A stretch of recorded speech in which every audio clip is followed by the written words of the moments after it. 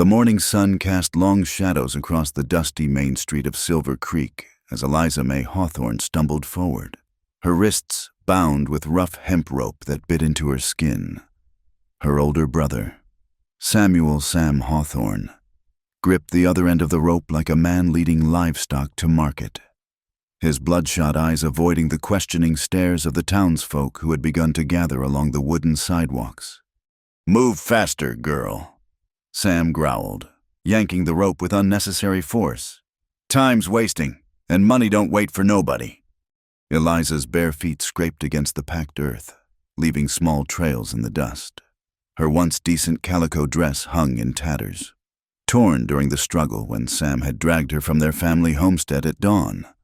Dark bruises bloomed along her arms where he'd grabbed her, and her auburn hair, usually kept neat in a proper bun, now hung loose and tangled around her shoulders. The journey to town had taken 3 hours by wagon. 3 hours of Sam muttering about debts and bad luck at the card tables. 3 hours of Eliza pleading with the brother she'd once looked up to. But the man sitting beside her on that wagon seat wasn't the same brother who'd taught her to ride horses or help their father bring in the harvest. That man had disappeared somewhere between the bottom of a whiskey bottle and the turn of a losing hand at poker. "Sam, please," Eliza whispered as they approached the trading post, her voice hoarse from crying. "Mama wouldn't have wanted this. Papa would turn in his grave if he knew." "Papa's dead, and so's Mama," Sam interrupted harshly. "And they left me with nothing but a dried-up farm and a sister to feed. Well, I found a way to solve both problems at once." The trading post loomed before them, a 2-story building of weathered wood and peeling paint. A small crowd had already gathered, drawn by the commotion and the unusual sight of a young woman being led like a prisoner through their town. Most watched with a mixture of curiosity and disgust, but none stepped forward to intervene. In a frontier town like Silver Creek, people minded their own business, especially when it came to family matters. Among the onlookers, leaning against a post outside the blacksmith shop, stood a man who didn't quite fit the usual pattern of Silver Creek's residents. Lucas Quinn cut an imposing figure even in stillness, his broad shoulders filling out a dark coat that had seen better days. A wide-brimmed hat cast shadows across his face, but it couldn't hide the scar that ran from his left temple down to his jaw, a souvenir from his days riding with the cavalry. His gray eyes, the color of storm clouds over the prairie, tracked Sam and Eliza's progress with an intensity that made those nearest to him shift uncomfortably away. Sam pushed open the trading post door with his shoulder, dragging Eliza inside. The interior was dim and cluttered, shelves stacked high with goods ranging from ammunition to flour sacks. Behind the counter stood Josiah Briggs, the proprietor, a thin man with greasy hair and the kind of smile that never reached his eyes. "Briggs," Sam called out, "I got business to discuss." Briggs looked up from his ledger, his gaze sliding from Sam to Eliza with calculating interest. "Sam Hawthorne, heard you had a rough night at Murphy's Saloon. Lost quite a sum, from what I gather." "That's between me and Murphy," Sam said defensively. "But I got something to settle my debts. Prime goods, you might say." He jerked the rope, forcing Eliza to step forward. She kept her chin high despite the humiliation burning in her cheeks, meeting Briggs's appraising stare with as much dignity as she could muster. "My sister here," Sam continued, his words coming faster now, as if he'd needed to get them out before his conscience could catch up. 20 years old, strong as an ox despite her looks, can cook, clean, sew, tend to animals. Good breeding stock too. Our mama had 7 children, though only me and Eliza survived past childhood. The words hit Eliza like physical blows. Good breeding stock, as if she were a mare at auction. Not his own flesh and blood, not the sister who'd nursed him through scarlet fever when they were children, who'd mended his clothes and cooked his meals after their parents died. "Sam," she said, her voice barely above a whisper, "I'm your sister." "And I'm a man with debts to pay," he shot back. But for the first time, she saw something flicker in his eyes. Shame, perhaps, or the ghost of the brother he used to be. It vanished as quickly as it appeared. Briggs came around the counter, circling Eliza like a vulture. She's pretty enough, I suppose, but times are hard. Hawthorne, what makes you think she's worth what you owe? She's worth whatever someone's willing to pay, Sam said. And I know there's men in this town who need a woman. Ranchers, miners, men who can't find wives the usual way. The door opened, letting in a shaft of sunlight and the tall figure of Lucas Quinn. He moved with the controlled grace of a man accustomed to violence but choosing stillness, his boots barely making a sound on the wooden floor. The temperature in the room seemed to drop several degrees. "Briggs," Lucas said, his voice low and measured. "Heard there was some sort of transaction happening here." Briggs's oily smile faltered slightly. Everyone in Silver Creek knew Lucas Quinn by reputation, if not by sight. The former cavalry officer who'd bought the old Morrison ranch, who kept to himself but had a way of appearing when trouble was brewing. Some said he'd killed 20 men during the war. Others said the number was higher. "Just business, Mr. Quinn," Briggs replied carefully. "Nothing that concerns you." Lucas's gaze swept over the scene, Sam holding the rope, Eliza standing with bound wrists, Briggs hovering like a carrion bird. His jaw tightened almost imperceptibly. "I make it my business when I see something that shouldn't be," Lucas said. He stepped closer, and Sam instinctively backed away, though he tried to play it off as simply adjusting his stance. "She's my sister," Sam said defensively. "I got the right to—" "You've got the right to be a man, not an animal," Lucas interrupted, his voice still calm but carrying an edge sharp enough to cut. "But it seems you've forgotten the difference." A small crowd had begun to gather inside the trading post, drawn by the tension crackling in the air. Eliza watched this stranger who'd appeared like something out of a story. This scarred man who spoke of right and wrong as if they were absolutes in a world that had shown her precious little of either. "This ain't your concern, Quinn," Sam said, trying to summon some authority to his voice and failing. "I got debts. A man's got to pay his debts." "A man does," Lucas agreed. "But a man doesn't sell his kin to do it." He reached into his coat, and several people stepped back, hands moving instinctively toward weapons, but Lucas merely pulled out a leather pouch, heavy with coin. He tossed it onto Briggs's counter where it landed with a substantial thud. $300, Lucas said. "Gold, not paper. That should cover whatever debts are owed and then some." The room went silent, except for the creak of wood settling and the distant sound of horses outside. Sam stared at the pouch as if it might bite him. Briggs's eyes had gone wide with greed. That's more than," Sam started. "It's enough." Lucas cut him off. He turned to Eliza for the first time, really looking at her, and something in his gray eyes made her stand a little straighter. "Ma'am, if you'll allow me." He drew a knife from his belt, the blade catching the dim light. Sam flinched, but Lucas simply stepped forward and cut through the rope binding Eliza's wrists. The hemp fell away, and she rubbed at the raw marks left behind, hardly able to believe what was happening.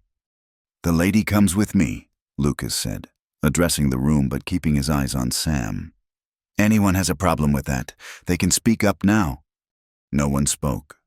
Sam looked like he wanted to protest, to assert some kind of authority, but the weight of Lucas's presence and the very real threat in his stance kept him silent. "Good," Lucas said. He turned to Eliza, his voice gentling. "Ma'am, I've got a wagon outside, if you'd care to accompany me."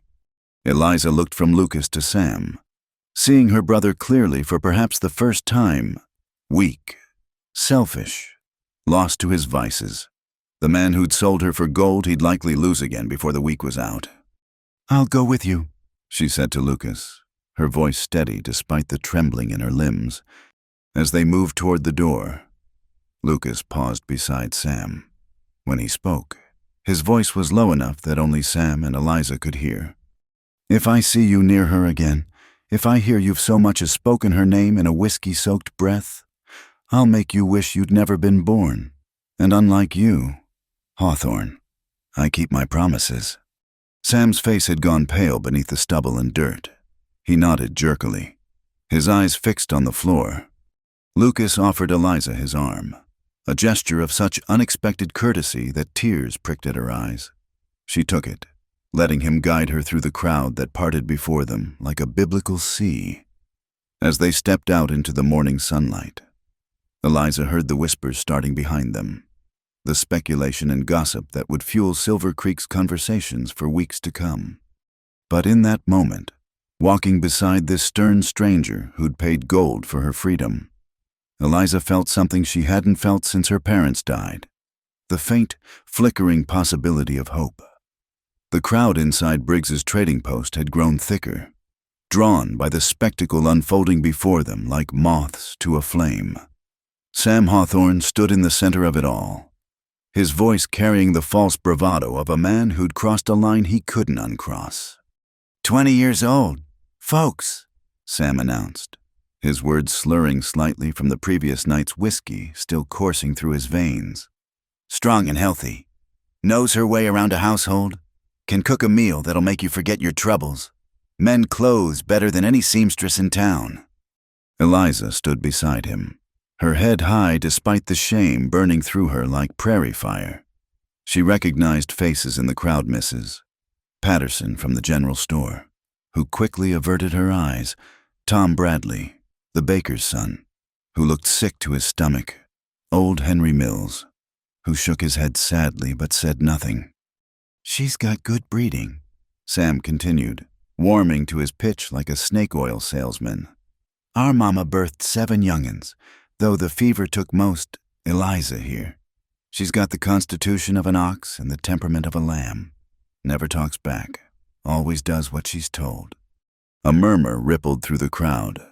Some men stepped forward, interest gleaming in their eyes, the kind of interest that made Eliza's skin crawl. She recognized Jake Morrison, a miner known for his rough ways and rougher hands, and Carl Hutchins, a widower whose previous wife had died under circumstances that still sparked whispers in the town. "I'll start the bidding at $50, Sam said, his voice cracking slightly on the amount. Even he seemed to realize how pathetic it sounded, selling his own sister for less than the price of a decent horse. 60, Morrison called out, spitting tobacco juice onto the floor. 75, Hutchins countered, his watery eyes fixed on Eliza with an intensity that made her stomach turn.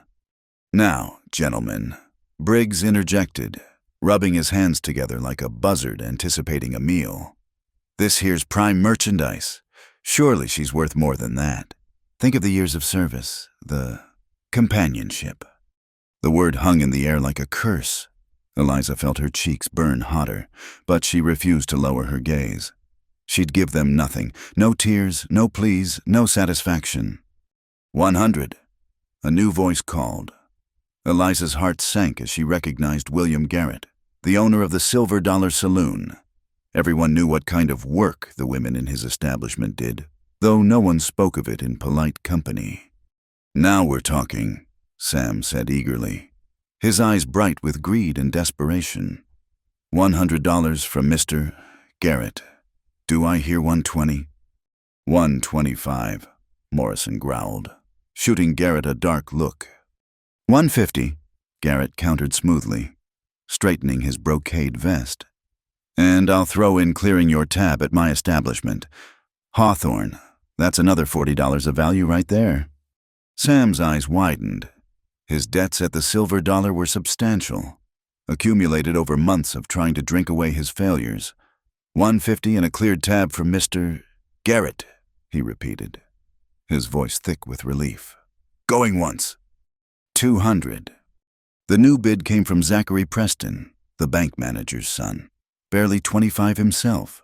He had the soft look of a man who'd never done a day's hard labor, but his father's money made up for what he lacked in character. "Interesting," Garrett murmured, studying young Preston with calculating eyes. 225. 250, Preston shot back, his voice climbing higher with excitement. Eliza felt like she was drowning. each increasing bid another wave pulling her under. These men were discussing her life, her future, her very being as if she were nothing more than cattle at auction. The rope burns on her wrists throbbed in time with her racing heart. $300. The deep voice cut through the bidding like a blade through silk. Every head in the room turned toward the door where Lucas Quinn stood, his imposing figure backlit by the morning sun. He moved into the room with deliberate steps, his spurs ringing against the wooden floor like a death knell. $300, Lucas repeated, reaching into his coat to produce a leather pouch heavy with coin. Gold, not paper. Cash on the barrel. The room fell silent. $300 was more than most men in Silver Creek saw in a year. It was enough to buy a small homestead, enough to start a new life somewhere else, enough to make even the greediest man think twice. Mr.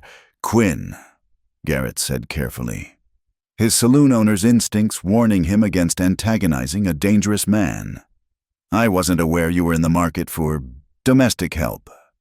I'm in the market for ending this shameful display, Lucas replied, his gray eyes cold as winter steel.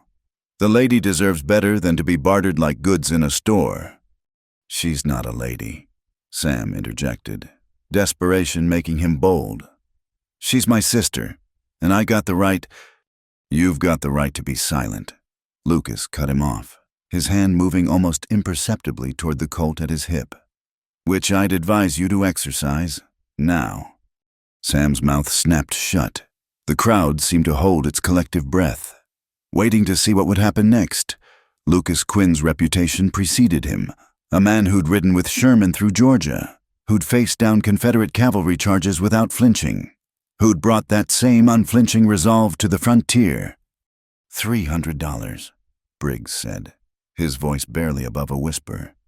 That's a fortune, Mr. Quinn. Then we have a deal. Lucas set the pouch on the counter with a definitive thud. Count it if you like. It's all there. Briggs' fingers trembled as he opened the pouch, gold eagles spilling onto the scarred wood.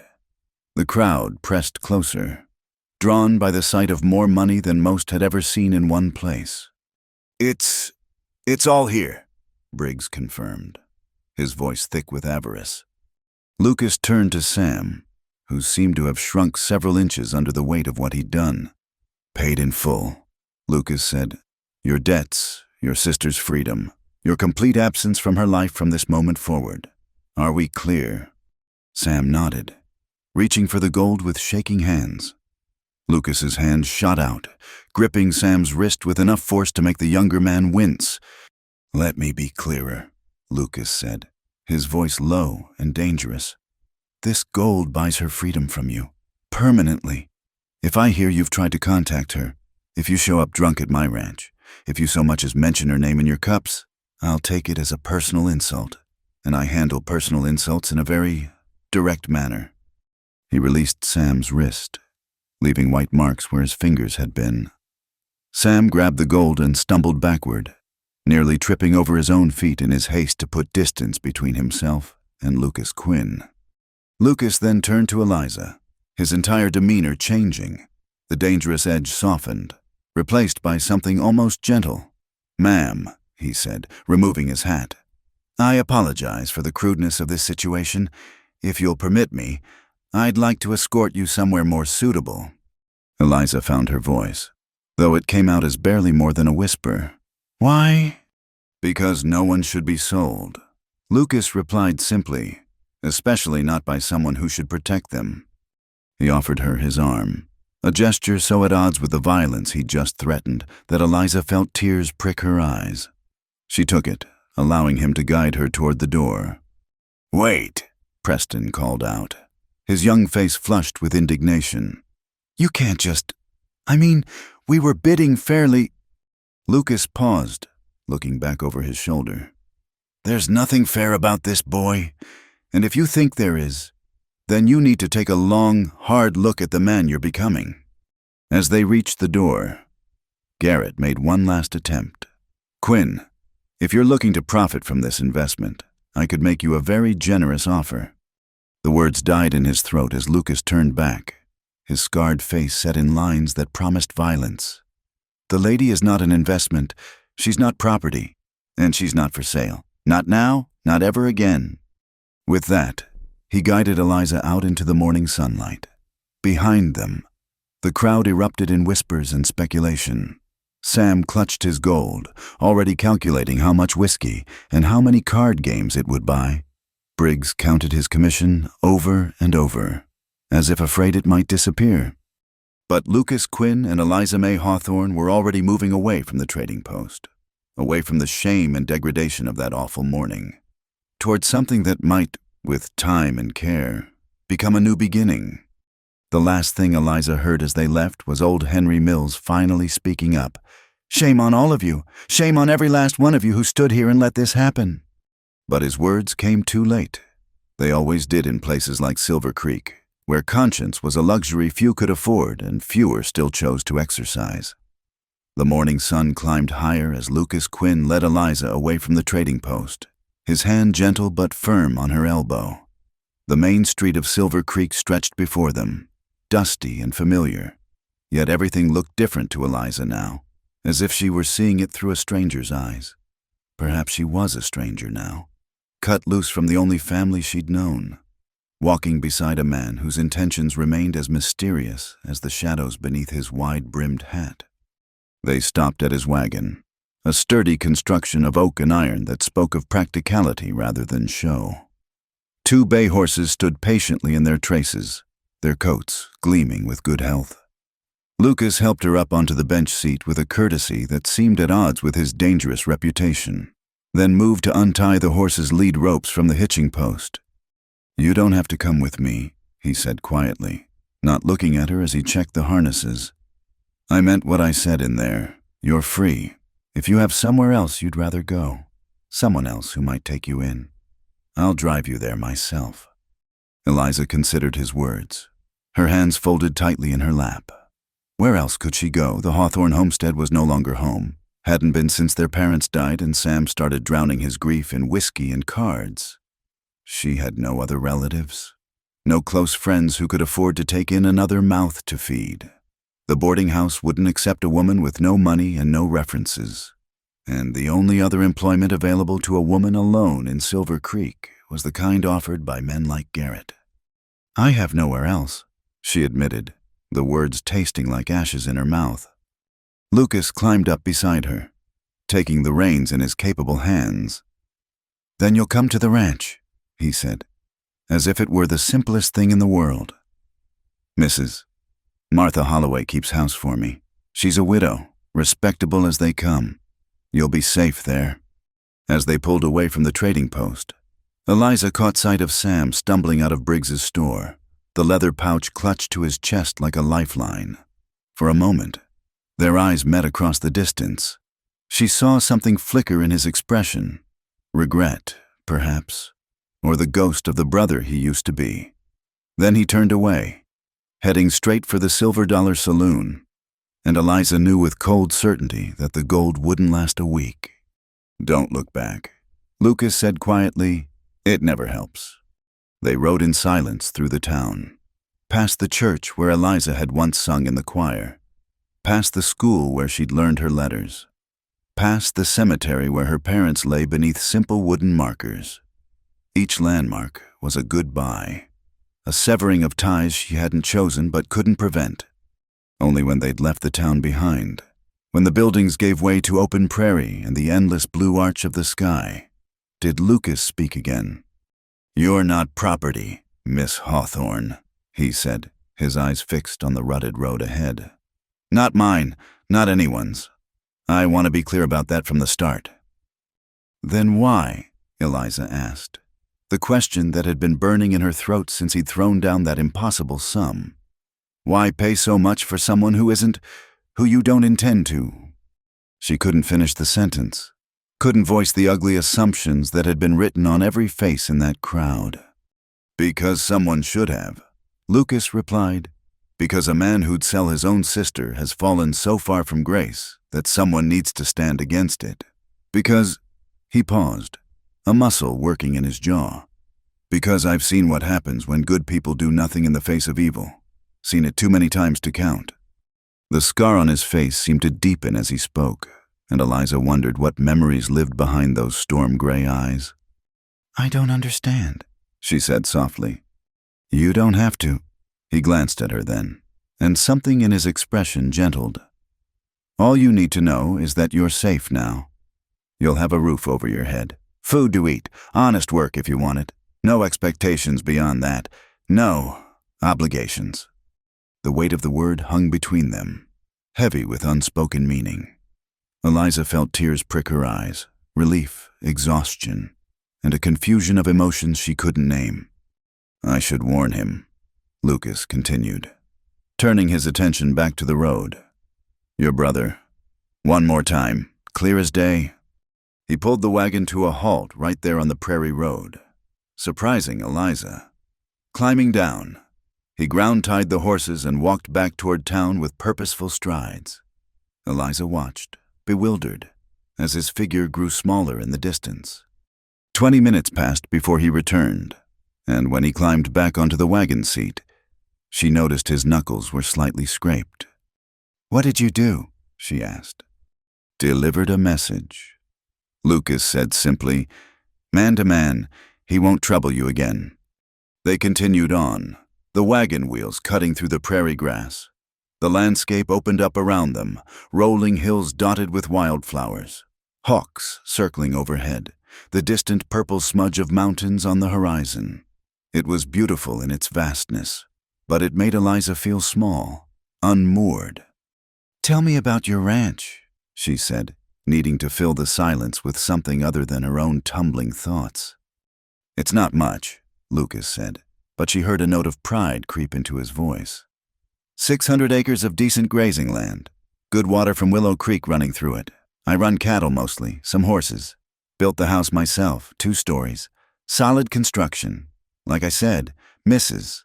Holloway keeps it running smooth. And you live there alone besides Mrs. Holloway. I do." He was quiet for a moment. "It suits me, the solitude." They crested a hill, and Lucas pointed ahead. "There," he said. "That's home." The Quinn Ranch spread out before them in the valley below. The house was exactly as he'd described. 2 stories of sturdy timber construction, with a wide porch wrapped around the front and smoke rising from a stone chimney. A barn stood nearby, painted red and well-maintained, with several corrals extending from it. Garden plots showed green near the house, and chickens pecked in the yard. It looked like a place where someone had put down roots, where they intended to stay and build something lasting. It looked like the home Eliza had once dreamed of having someday, before life had taught her that dreams were luxuries the poor couldn't afford. As they descended into the valley, a woman emerged from the house, shading her eyes with one hand.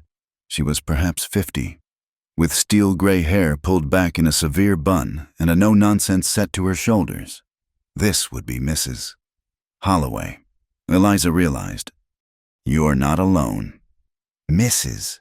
Holloway called as they pulled up to the house. "I can see that plain as day. What have you gotten yourself into now?" "Lucas Quinn." "Martha, this is Miss Eliza Hawthorne," Lucas said, climbing down and moving to help Eliza descend.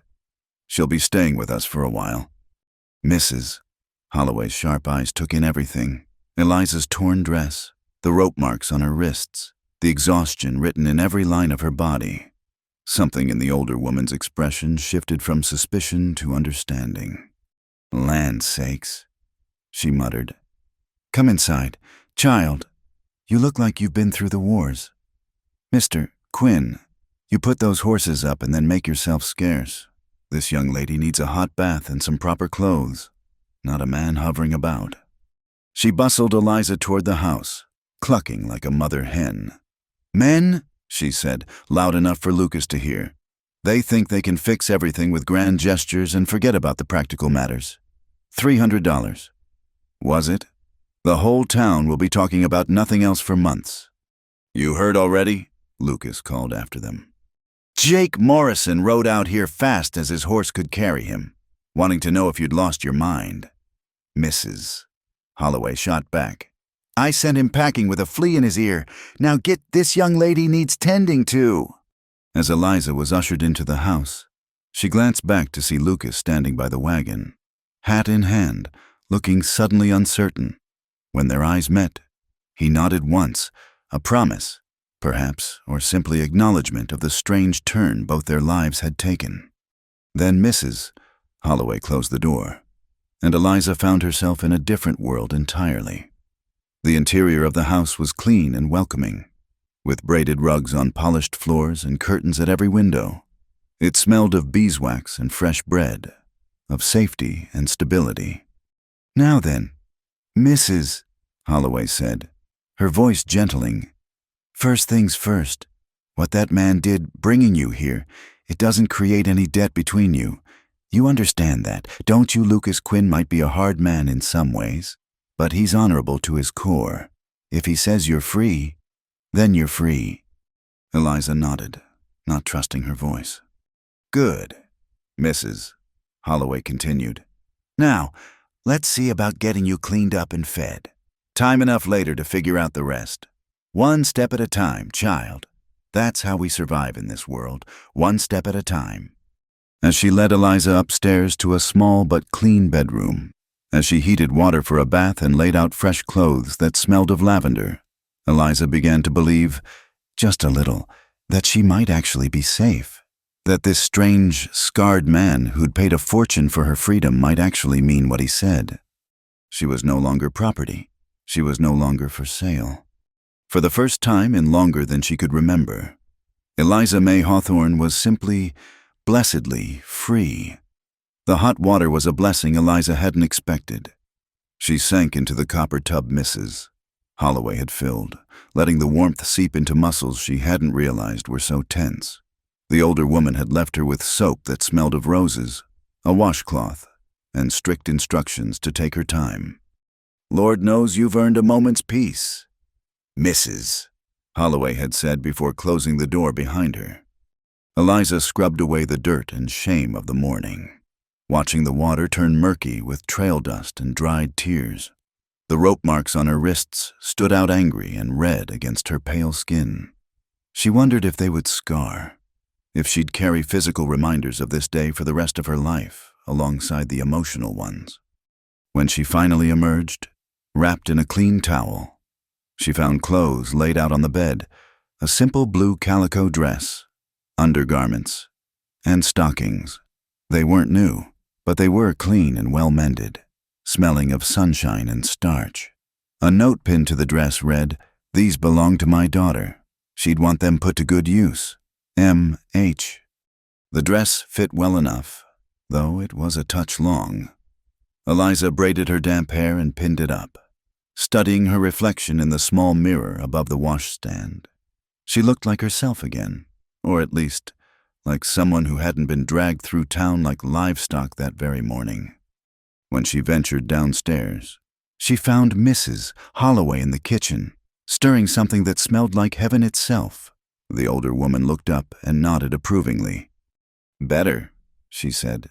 "You've got color back in your cheeks. Sit yourself down. Soup's almost ready." Eliza sat at the sturdy wooden table, running her fingers over its scarred surface. Everything in this kitchen spoke of use and care, the gleaming copper pots, the well-scrubbed floors, the herbs hanging from the rafters to dry. "Your daughter," Eliza ventured. "Does she live nearby?" Mrs. Holloway's stirring paused for just a moment. "She passed 4 years ago. Fever took her and her husband both, left me with nothing but memories and a trunk full of clothes." She resumed stirring with determined efficiency. No sense letting good fabric go to waste. "I'm sorry," Eliza said softly. "We all have our losses," Mrs. Holloway replied, ladling soup into a bowl and setting it before Eliza. "Eat now. You're thin as a rail." The soup was rich with vegetables and chunks of beef, better than anything Eliza had tasted in months. She ate slowly, savoring each spoonful, while Mrs. Holloway bustled about the kitchen, setting bread to rise and checking something in the oven. "Mr. Quinn," Eliza said eventually. How long have you worked for him? 3 years come September. Mrs. Holloway replied. He hired me right after he bought this place from the Morrison estate. I'd been doing washing and mending in town, barely making ends meet. He offered me steady work and a room of my own, and I've been here ever since. What kind of man is he? Mrs. Holloway considered the question, wiping her hands on her apron. He's a man who keeps his word, she said finally. Works harder than any 2 men I've known, treats his horses better than most men treat their families, reads books in the evening, has a whole room full of them, doesn't drink except for a single glass of whiskey on Sundays, and he's never once made an improper advance or suggestion in all the time I've known him. She fixed Eliza with a pointed look. That's not to say he's soft. I've seen him deal with rustlers and claim jumpers. He's dangerous when he needs to be, but he's got rules he lives by, and he doesn't break them. Not for convenience, not for profit, not for anything. A door opened somewhere in the house, and they heard the sound of boots being scraped clean. That'll be him now, Mrs. Holloway said. Probably been hiding in the barn, giving you time to settle. Lucas appeared in the kitchen doorway, hat in hand, looking almost hesitant. He'd washed up too. Eliza noticed. His face was clean, his dark hair damp at the edges. Miss Hawthorne, he said with a nod. I hope you're feeling more comfortable. Yes, thank you, Eliza replied, suddenly unsure how to act around this man who'd paid a fortune for her freedom but claimed to want nothing in return. Sit down, Lucas, Mrs. Holloway commanded. You'll make the girl nervous, hovering like that. I'll fix you a bowl. He sat across from Eliza, his large frame making the sturdy chair look almost delicate. Up close, she could see that the scar on his face was old but deep, a reminder of some past violence. His hands, she noticed, were calloused from work but surprisingly gentle as he accepted the soup bowl from Mrs. Holloway. We should discuss arrangements, he said after a moment. You're welcome to stay as long as you need. There's a room upstairs, small, but private, if you're willing to help Mrs. Holloway with the household work. I'll pay you fair wages, if you'd prefer other arrangements. We can discuss those, too. You want to pay me? Eliza asked, confused. But you already... That was different, Lucas interrupted gently. That was about stopping something wrong. This is about moving forward. You work, you get paid, same as any hired hand. The girl doesn't know what to make of you. Mrs. Holloway observed, settling her own considerable frame into a chair. Can't say I blame her. It's not every day a man pays $300 for a woman's freedom and then offers her a job. Would you prefer I hadn't? Lucas asked Eliza directly. No, she said quickly. No, I'm grateful. I don't understand why. Lucas was quiet for a long moment, his gray eyes distant. During the war, he said finally, I saw things, did things that change a man. When it was over, I promised myself I'd try to balance the scales where I could, stop the wrongs I could stop, help where I could help. He met her eyes. This morning, I could help. So I did. Simple as that? Eliza asked. Simple as that, he confirmed. But it wasn't simple. Not really. Eliza could see that in the shadows that crossed his face, in the way his hand unconsciously moved to his scar. This was a man carrying his own burdens, his own guilt. Perhaps that's why he'd recognized the wrongness of what was happening to her. He'd seen too much wrong already. What kind of work? She asked, deciding to focus on practical matters. Whatever suits you, Mrs. Holloway interjected. Lord knows I could use help with the garden. These old knees don't take kindly to all that bending anymore. And the preserving season's coming up. That's work enough for 3 women. Plus the usual. Cooking, cleaning, mending. Mr. Quinn here goes through shirts like they're going out of style. I'm not that bad, Lucas protested mildly. You split 2 shirts last week alone. Mrs. Holloway countered. Working like a man half your age and twice as foolish. Eliza found herself almost smiling at their easy banter. It reminded her of better times, when her parents had been alive and their house had been filled with gentle teasing and laughter. "I can work," she said. "I'm used to it, and I'm good with numbers too. Papa taught me. I helped him keep the books for the farm." Lucas looked interested. "Can you read and write as well?" "Yes, sir. Mama insisted on it." "Then perhaps you could help with the ranch accounts too, if you're willing. I've been managing, but it's not my strong suit." They discussed wages. More than fair, Eliza thought. Considering room and board were included, she'd have Sundays free, and one afternoon a week to tend to any personal business. It was better than any position she could have hoped for in town, even before Sam's desperate act had marked her with scandal. "There's one more thing," Lucas said as they finished their soup. "Your brother—" Eliza tensed, her appetite vanishing. "He's been warned," Lucas continued. "Thoroughly. But men like him, when the money runs out and the whiskey wears off, sometimes they forget warnings. If he comes around here, if he tries to contact you, you tell me or Mrs. Holloway immediately. Don't try to handle it yourself." "You think he will?" Eliza asked, though she already knew the answer. Sam always came back when he needed something.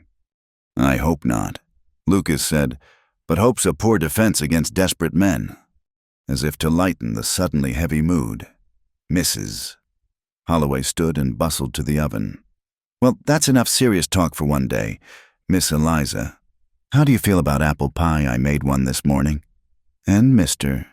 Quinn here pretends he doesn't have a sweet tooth, but I know better." The afternoon passed more peacefully than any Eliza could remember in recent months. She helped Mrs. Holloway with the dishes, learning where everything belonged in the well-organized kitchen. Lucas excused himself to tend to ranch business, but his presence lingered in the house, in the books lining the study shelves, in the careful repairs visible throughout the structure, in the very safety of the walls around them. As evening approached and shadows lengthened across the valley, Eliza stood at the kitchen window, watching Lucas work with a young horse in the corral. His movements were patient, gentle, completely at odds with the dangerous man who'd faced down a room full of bidders that morning. "He's a puzzle, isn't he?" Mrs. Holloway said, coming to stand beside her. "Yes," Eliza agreed softly. "Give it time," the older woman advised. "This is a good place. Miss Eliza, a healing place, if you let it be. And Lucas Quinn, for all his scars and shadows, is a good man. You're safe here. That's what matters most right now." As the sun set behind the mountains, painting the sky in shades of rose and gold, Eliza allowed herself to believe it might be true.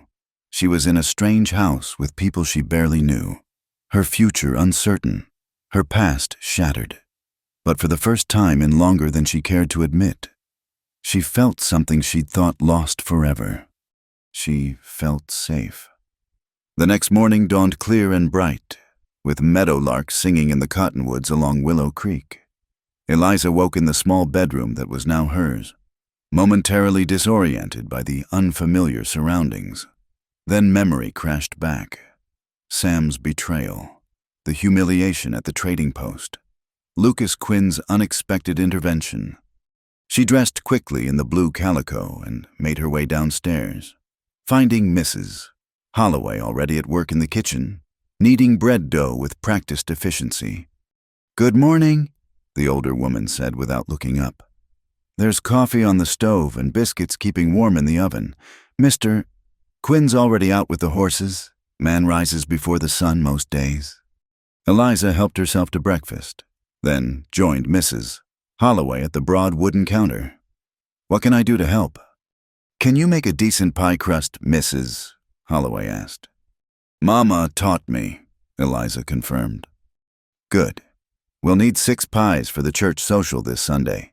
But first, I want to show you around proper, so you know where everything is." They spent the morning touring the house and its surroundings. The kitchen garden was impressive.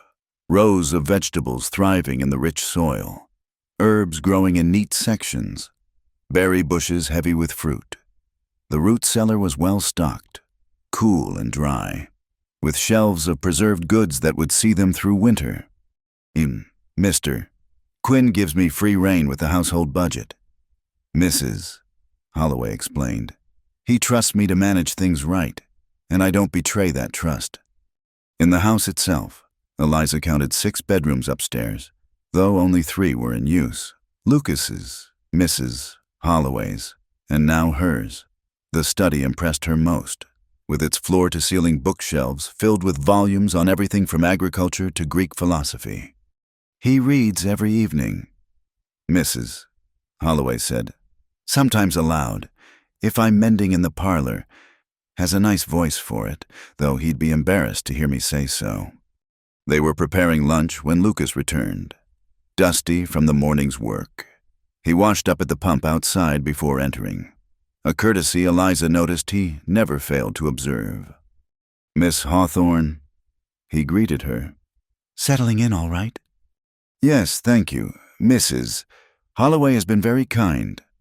She usually is, unless you track mud on her clean floors. He accepted a plate of food with a nod of thanks. I was thinking, if you're willing, we might go over the ranch accounts this afternoon, get you familiar with the system. After lunch, Eliza found herself in the study, seated across from Lucas at the large oak desk. He spread out ledgers and papers, explaining his method of tracking expenses and income. His handwriting was surprisingly neat for such a large man, each entry careful and precise. I've been managing, he said, but I know there's probably a better way to organize things. My education was interrupted. The war? Eliza asked carefully. He nodded. Left home at 18 to join up. Spent 4 years learning things that had nothing to do with bookkeeping.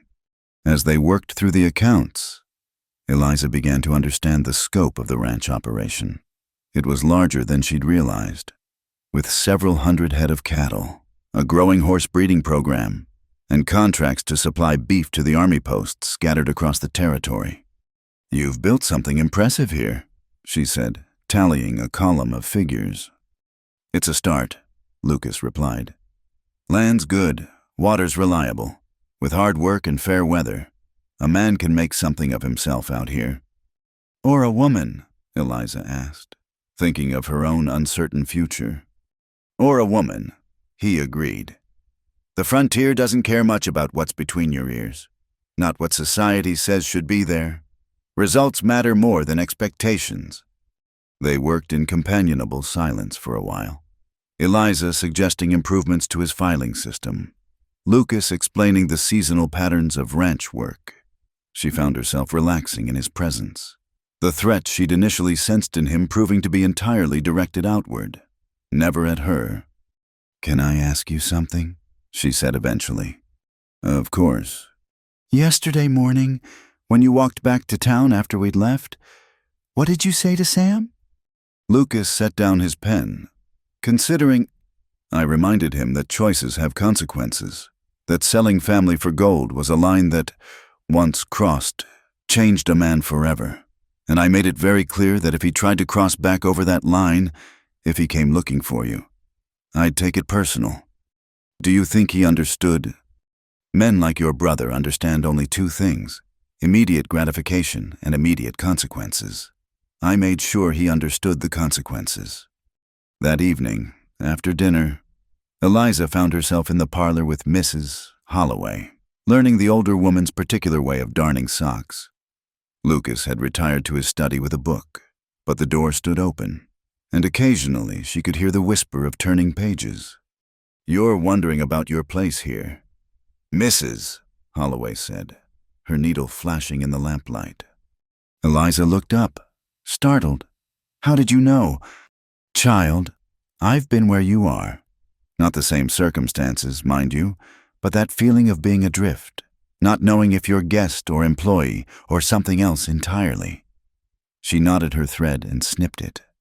Let me tell you what I've learned in 3 years of working for Lucas Quinn. She set aside her mending and fixed Eliza with a direct look. He meant what he said.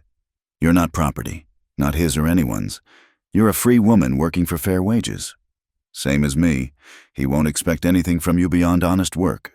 Won't come knocking on your door at night. Won't make suggestions or innuendos. That's not his way." "But why?" Eliza asked. "Most men would expect something after paying such a sum."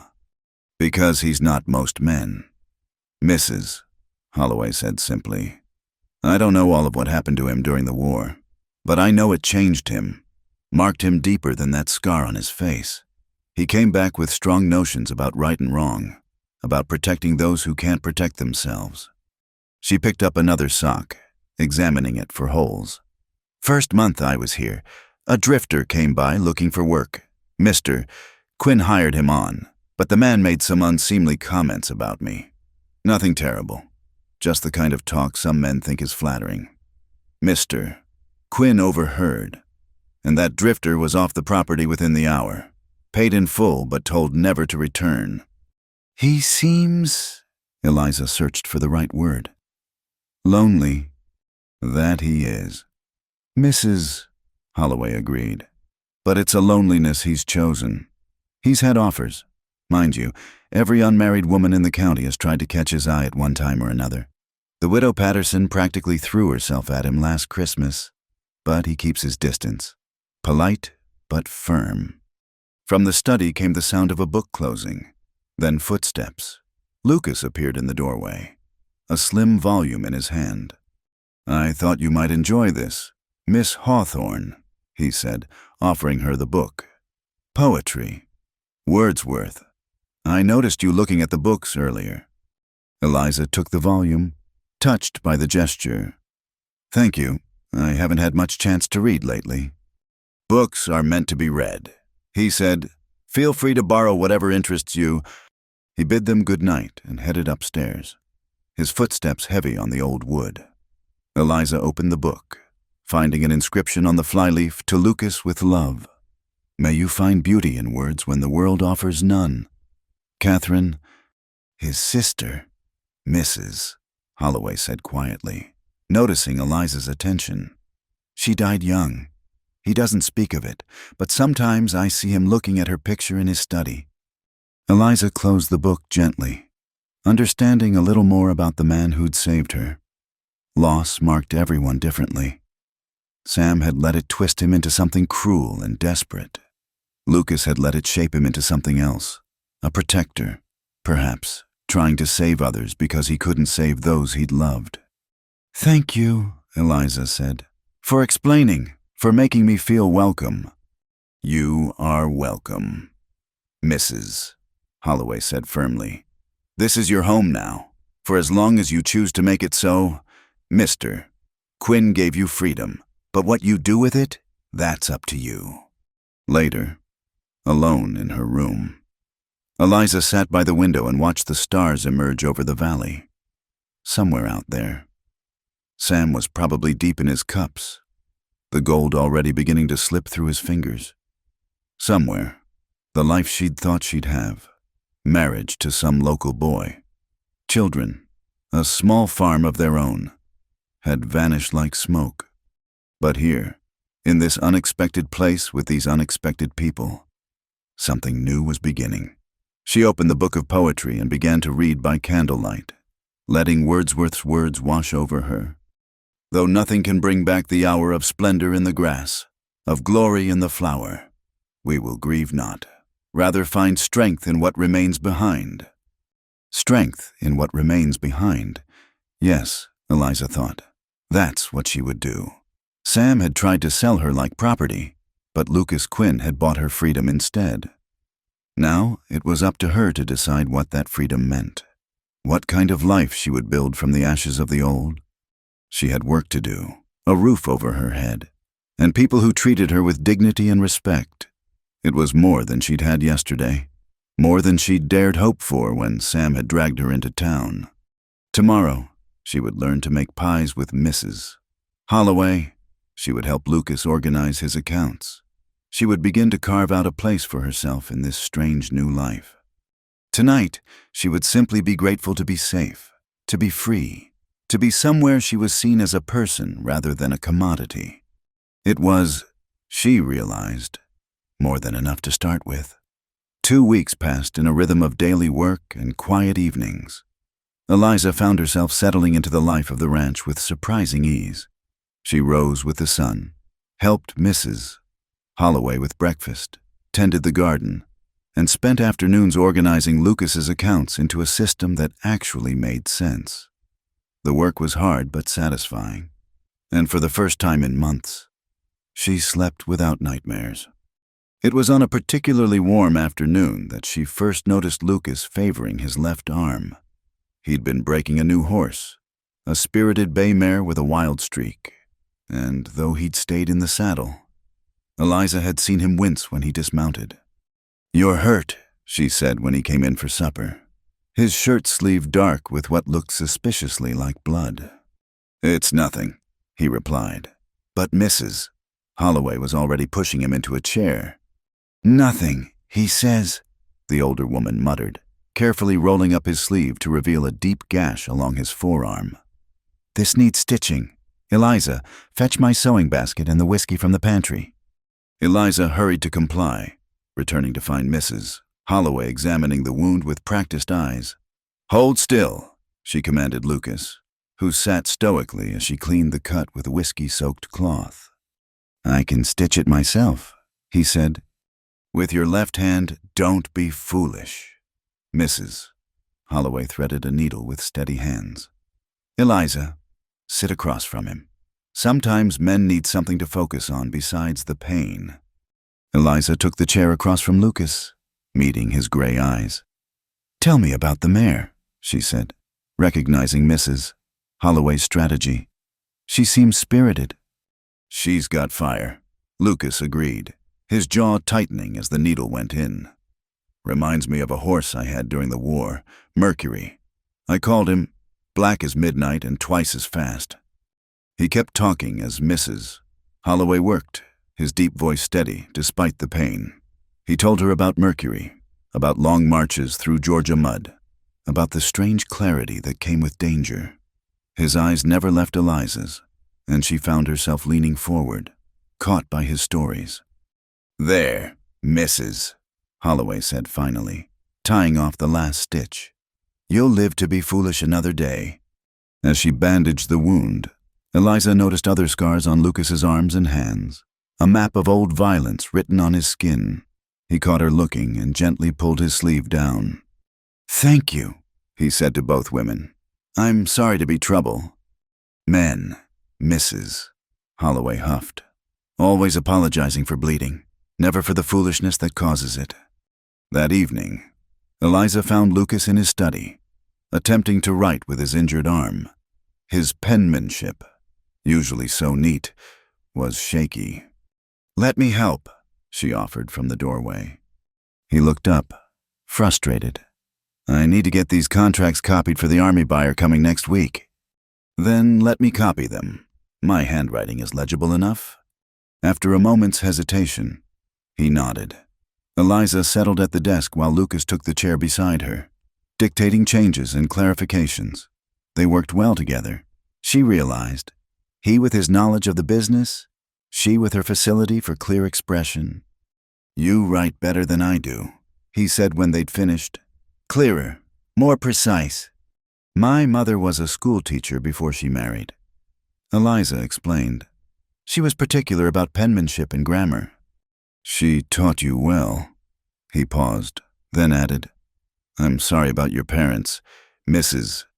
Holloway mentioned they'd passed." "Fever," Eliza said quietly. 2 winters ago. They went within days of each other. Papa first, then Mama. I think she didn't want to live without him."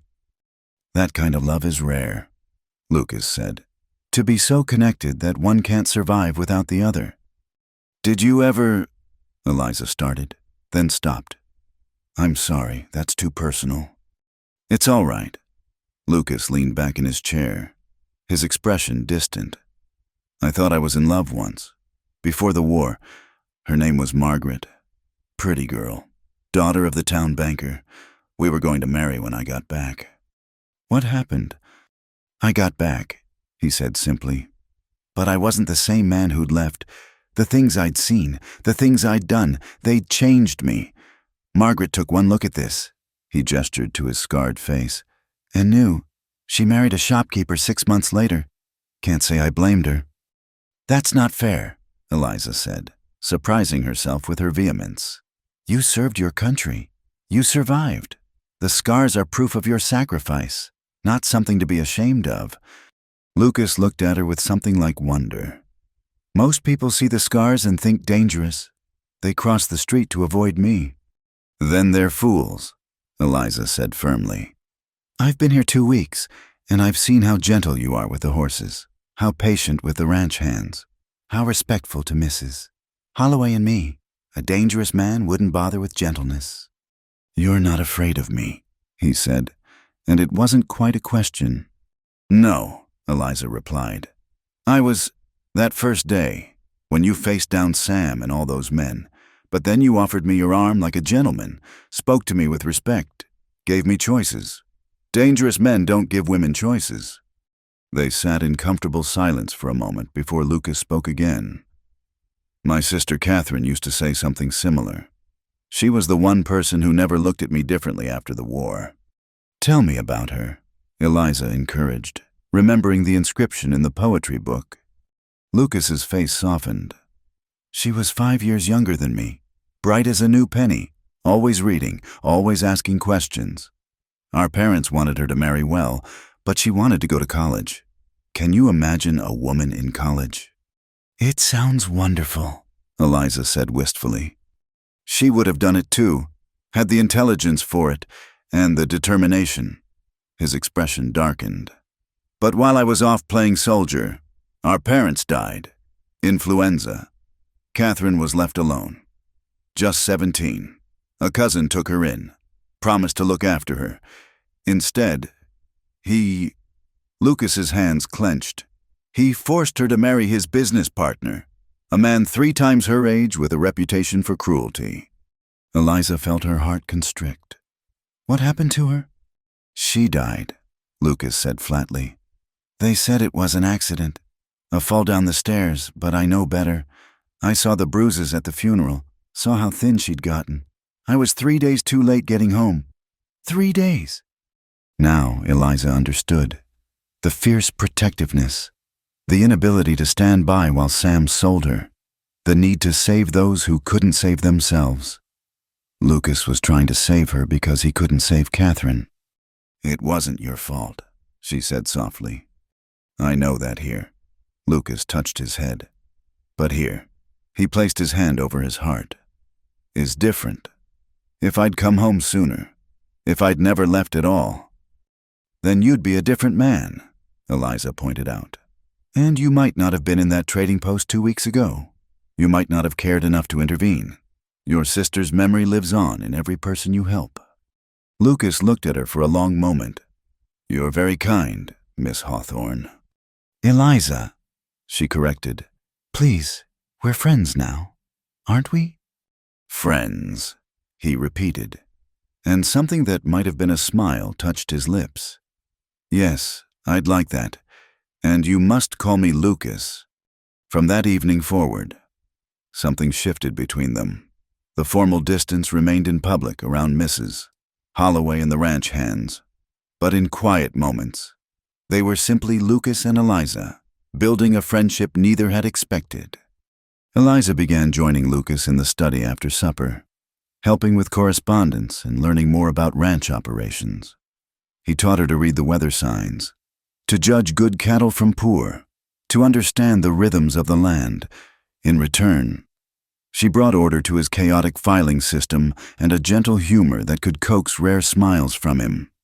You're good for him. Mrs. Holloway observed one morning as they prepared bread. I haven't seen him this easy in years. We're friends, Eliza said, kneading dough with perhaps more force than necessary. Was all Mrs., Holloway said, but her knowing look spoke volumes. The truth was, Eliza found herself looking forward to their evening conversations more than she cared to admit. Lucas was intelligent and thoughtful, well-read despite his claims of interrupted education. He could discuss Shakespeare as easily as cattle prices, and he listened to her opinions with genuine interest. More than that, he made her feel safe. Not just physically, though there was that too. He made her feel like her thoughts mattered, like she was more than just a woman who'd been saved from a terrible fate. With Lucas, she was simply Eliza, bookkeeper, gardener, friend. One evening, as they worked on planning the fall cattle drive, Lucas suddenly said, "I've been thinking, you should learn to ride properly." And shoot. Eliza looked up in surprise. "Why?" "Because knowledge is freedom," he replied. "The more you can do for yourself, the less you'll ever have to depend on anyone else, even me." "You want me to be able to leave," she said, understanding dawning. "I want you to be able to choose to stay," he corrected. "There's a difference." And there it was, the heart of Lucas Quinn, a man who'd paid $300 for her freedom and wanted nothing more than for her to be truly free, even if that freedom took her away from him. Eliza felt something shift in her chest, a warmth that had nothing to do with the fire crackling in the hearth. "Then teach me," she said. "But I should warn you, I'm a terrible student when it comes to horses." "We'll see about that," Lucas said. And this time his smile was real and full, transforming his scarred face into something almost boyish. Yes, Eliza thought, returning his smile. She was beginning to understand this complicated man with his gentle hands and wounded heart. And perhaps, just perhaps, he was beginning to understand her too. The storm rolled in from the mountains just after sunset, bringing with it the kind of violent weather that reminded everyone why the frontier could be such an unforgiving place.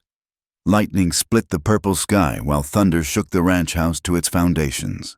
Rain hammered against the windows like fists demanding entry. Eliza had been in the kitchen, helping Mrs. Holloway prepare for the next day's baking, when the older woman suddenly gripped the table, her face going pale. "Martha!" Eliza rushed to her side, alarmed. "My chest, Mrs." Holloway gasped. Can't catch my breath." Lucas appeared in the doorway, drawn by the commotion. He took in the scene instantly and moved to support Mrs. Holloway's other side. "Let's get you to your room," he said calmly, though Eliza could see the concern in his eyes. Together, they helped Mrs. Holloway upstairs and settled her in bed. Her breathing was labored, her face still pale, but she managed to wave them off when they wanted to fetch the doctor. "In this storm, don't be foolish," she wheezed. "It's just my old heart complaining about the weather. Happens sometimes. I'll be fine by morning." Lucas and Eliza exchanged worried glances, but Mrs. Holloway was adamant. They made her as comfortable as possible, leaving water within reach and promising to check on her through the night. Back downstairs, they stood awkwardly in the kitchen, the storm raging outside, making the house feel smaller somehow. Without Mrs. Holloway's bustling presence, the space seemed too quiet despite the thunder. "I'll make some coffee," Eliza offered, needing something to do with her hands. "I'll get more wood for the fire," Lucas said. "Going to be a long night." When he returned, dripping from his brief venture outside, Eliza had coffee ready and had started on the bread dough Mrs. Holloway had abandoned. Lucas dried off and joined her at the table, accepting the steaming mug gratefully. "You don't have to do that tonight," he said, gesturing at the dough. "If I don't, it'll overproof," Eliza replied. "Besides, I need something to keep my hands busy. I'm worried about her." "So am I," Lucas admitted.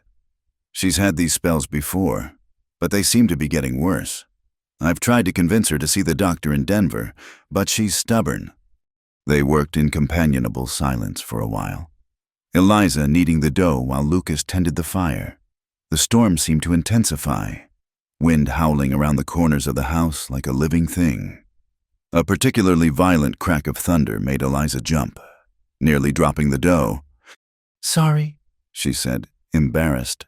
"I've never liked storms, not since—" She trailed off, but Lucas waited patiently, not pushing. Not since the night my parents died, she finished quietly. There was a terrible storm that night, too. I always wondered if they might have pulled through, if the doctor could have reached us sooner. But the roads were washed out. The bridge collapsed. I'm sorry, Lucas said softly. That must have been terrifying.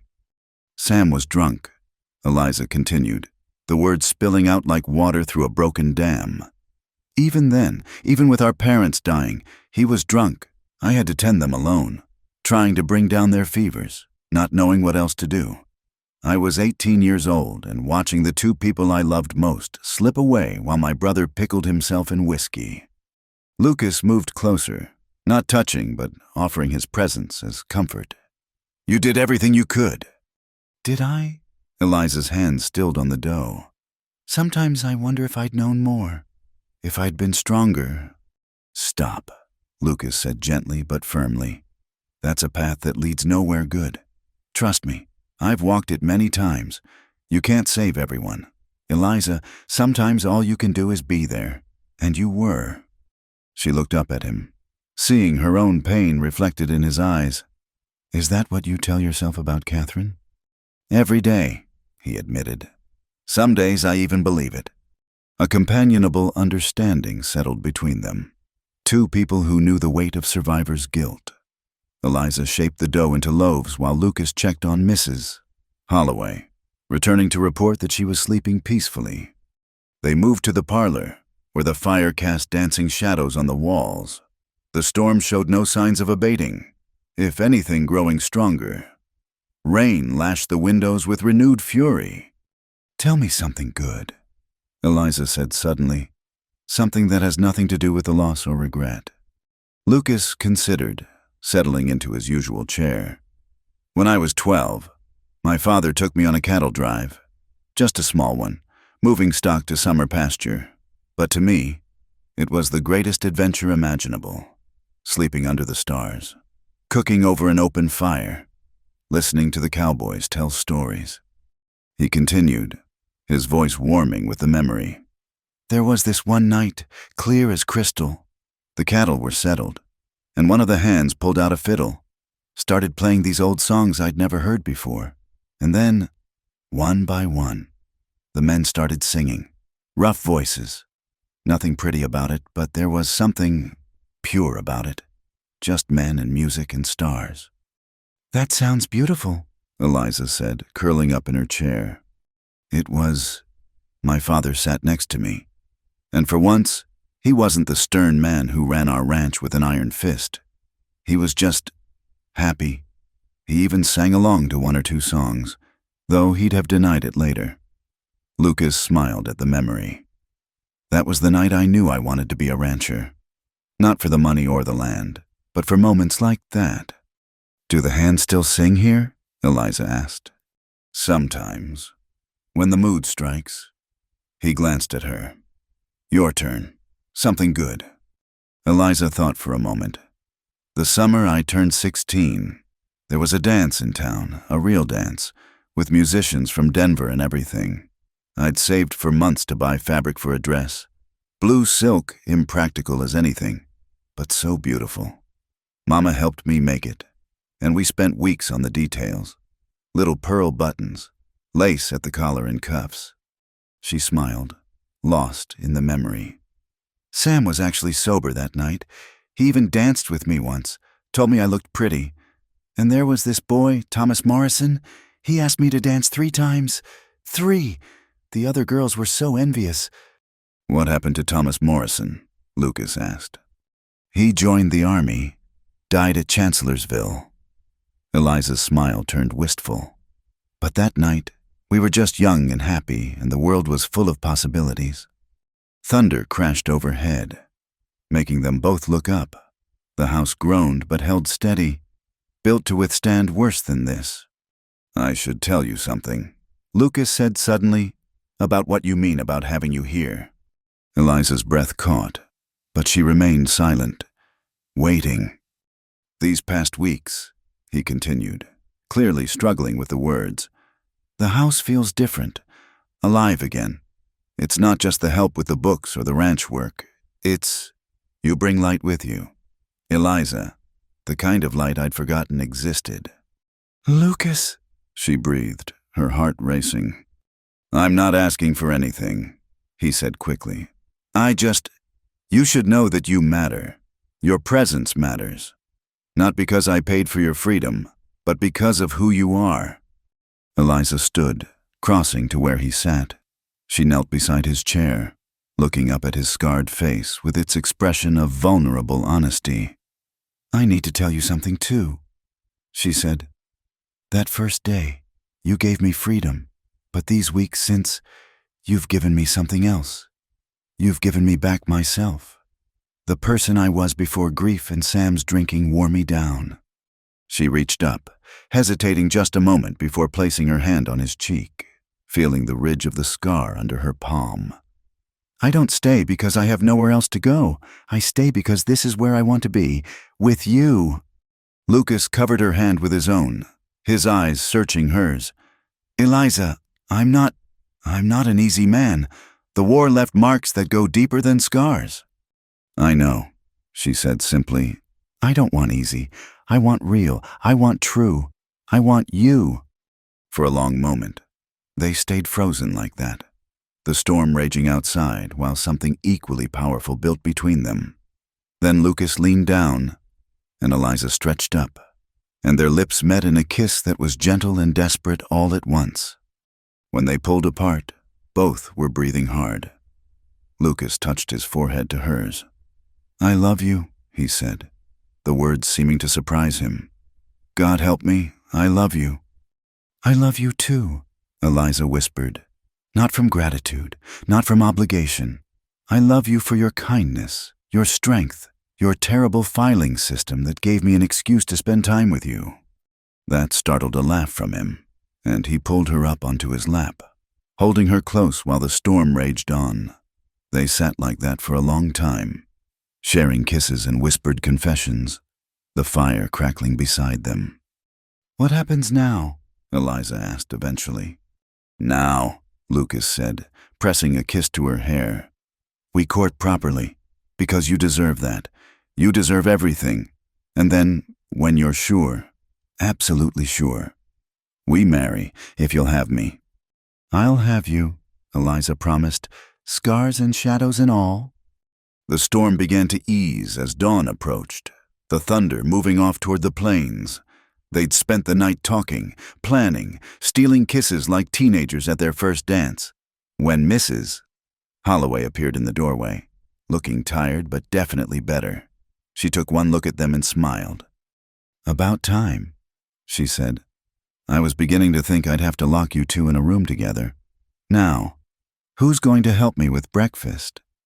As Eliza stood to help, Lucas caught her hand, bringing it to his lips.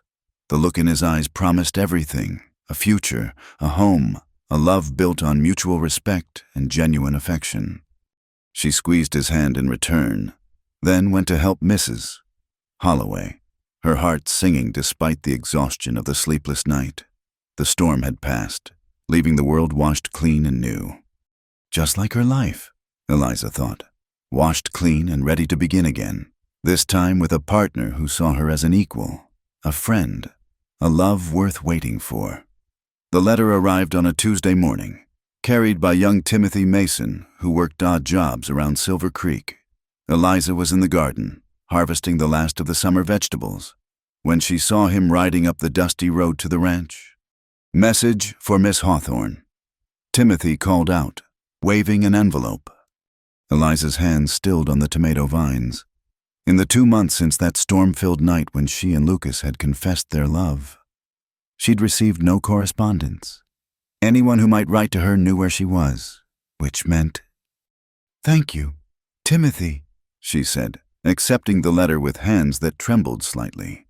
She recognized the handwriting immediately. Sam's unmistakable scrawl, though shakier than she remembered. Lucas emerged from the barn, having heard the rider.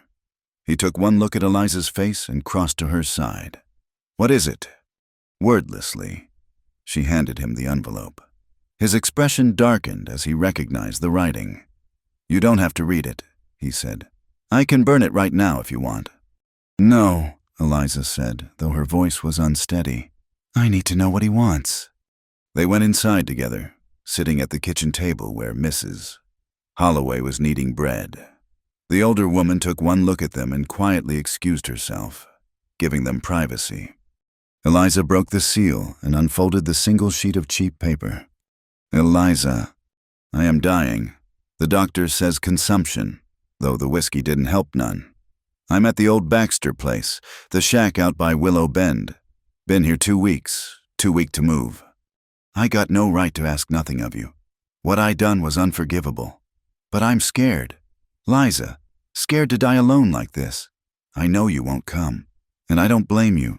Just wanted you to know I'm sorry. More sorry than these words can say. The gold's long gone. Spent it all trying to drink away what I'd become. Funny thing is, it didn't work. Just made everything clearer. Tell Ma and Pa I'm sorry when I see them. If they'll even claim me after what I done. Your brother, though, I got no right to call myself that. Sam. Eliza read it twice, then set it down with shaking hands. Consumption, she said quietly. just like Cousin Robert. Lucas covered her hand with his. You don't owe him anything. I know. She looked up at him, tears threatening. But he's still my brother. The boy who taught me to fish, who carried me home when I broke my ankle climbing trees. He's in there somewhere, under all the whiskey and bad choices. What do you want to do? That was Lucas, always giving her the choice. Never dictating. Eliza loved him even more for it. I need to go to him, she said. Not for his sake, for mine, so I can let go of this properly. Lucas nodded. Then we'll go. Together. You don't have to. Yes, I do, he interrupted gently. You're going to be my wife. Your burdens are my burdens. They set out that afternoon, Lucas driving the wagon while Eliza sat beside him, lost in memories. The Baxter place was an hour's ride from the ranch, an abandoned homestead that had failed years ago. The shack still stood, barely, offering minimal shelter to drifters and those with nowhere else to go. They smelled the sickness before they saw him, that sweet, sour scent of consumption mixed with unwashed body and despair. Lucas helped Eliza down from the wagon, keeping a protective hand at her back as they approached the doorway. Sam lay on a moldy straw mattress in the corner, and Eliza barely recognized him. He'd lost so much weight that his clothes hung off him like rags on a scarecrow. His face was gaunt, cheeks hollow, eyes sunken deep in their sockets. When he coughed, which was often, blood spotted his lips. Liza. His voice was a whisper. That really you? It's me, Sam, she said, fighting to keep her voice steady. His eyes moved to Lucas, standing protectively behind her. Mr. Quinn, you kept your word. You took care of her. She takes care of herself, Lucas replied. I just gave her the space to do it. Sam's laugh turned into a coughing fit that left him gasping. When he could speak again, he said, I sold my own sister. What kind of man does that make me? A desperate one, Eliza said, surprising herself with the lack of anger in her voice. Looking at him now, she felt only pity. A lost one. I was lost long before that day. Sam admitted, lost myself somewhere between Ma's grave and the bottom of a bottle. Keep thinking if I'd just been stronger. We all have our if-onlys, Lucas said quietly. They'll eat you alive if you let 'em. Sam's eyes focused on Lucas with surprising clarity. You've been good to her. I've tried to be. They're getting married, Eliza added softly. Next month. Something that might have been a smile crossed Sam's wasted face. Good, that's good. You deserve happiness, Liza. Deserve better than the likes of me for family. You're still my brother, Eliza said, and meant it. You did a terrible thing, but you're still my brother. Don't know why, Sam whispered. Don't deserve it? Eliza looked around the miserable shack, making a decision. You can't stay here. We're taking you back to the ranch. Sam's eyes widened in alarm. No, can't do that to you. Won't. It's not up for discussion. Eliza said firmly. Lucas. Lucas was already moving. I'll get the wagon ready. We'll need blankets to pad the ride. As he left, Sam grabbed Eliza's hand with surprising strength. Why? He asked. After everything. Because you're dying, Eliza said simply. And no one should die alone in a place like this. Not even someone who hurt me the way you did. I'm sorry, Sam said, tears leaking from his eyes. God, Liza, I'm so sorry. I know, she said. I forgive you, Sam. Not for your sake, for mine. I won't carry this anger anymore. They transported Sam back to the ranch as gently as possible, though every bump in the road drew groans of pain. Mrs. Holloway, bless her, asked no questions when they carried him into one of the unused bedrooms. She simply set about making him comfortable, bringing warm water to clean him up and broth to try to get some nourishment into him. Man's got maybe a week, she murmured to Eliza later. Maybe less. Consumption's eaten him up from the inside. Eliza spent the next days divided between her regular duties and sitting with Sam. Sometimes he was lucid, and they talked about their childhood, carefully avoiding recent events. Other times he was lost in fever dreams, calling out for their parents or mumbling apologies to people long gone. Lucas never complained about having the man who'd tried to sell Eliza under his roof. He understood this was something she needed to do, a chapter that needed closing. He even sat with Sam himself sometimes, reading from the Bible when Sam asked. On the 5th day, Sam took a turn for the worse. His breathing became labored, each breath a monumental effort. Eliza sat beside his bed, holding his skeletal hand. Tell me about the wedding, Sam whispered. So she did. She told him about the dress Mrs. Holloway was helping her make, about the small ceremony planned at the ranch, about the future she and Lucas were building together. Be happy, Sam said when she finished. Be so happy it makes up for all the sad. I will, she promised. And Liza, when you have children, tell them about the good times. Before I lost my way, tell them their uncle taught you to fish and catch fireflies. Don't let them know what I became. I'll tell them the truth, Eliza said gently, that their uncle was human, that he made terrible mistakes but tried to make amends. That redemption is possible, even at the end. Sam smiled then, a real smile that made him look for just a moment like the brother she remembered. You always were the wise one. He died that night, slipping away in the small hours when the world was quiet and still. Eliza was there, holding his hand, Lucas steady at her shoulder. Sam's last word was Ma, whispered like a child calling for comfort. They buried him in the small cemetery on the ranch property, beside an old cottonwood tree. Lucas spoke a few words about forgiveness and redemption, his deep voice carrying across the prairie. Mrs. Holloway sang a hymn in her cracked but sincere voice. The ranch hands stood with their hats off, respectful of their employer's wishes, even if they didn't understand them. As they walked back to the house, Lucas took Eliza's hand. You did a good thing, he said. It doesn't feel good, Eliza admitted. It feels sad and complicated and like the end of something I never wanted to end this way. Most endings are like that, Lucas said. But you gave him peace at the last. You gave him forgiveness. That's more than many get. That night, Eliza found the letter Sam had been trying to write when he died. His handwriting was barely legible, but she could make out the words. I was wrong about everything, but mostly I was wrong to think you were something to be sold. You were the only good thing left in our family, and I tried to trade you for gold. I see now what Mr. Quinn saw that day, not property, but a person, my sister, the one who deserved better than a brother like me. Be happy, Liza, be free. Eliza folded the letter carefully and placed it in her Bible. Not because she needed his permission to be happy, she'd found that on her own, but because everyone deserved to have their last words preserved, their final attempt at making things right remembered. Tomorrow, she would return to wedding preparations and ranch work and building a life with Lucas. But tonight, She would mourn the brother Sam could have been, forgive the brother he was, and let go of the pain he'd caused. It was, she realized, its own kind of freedom.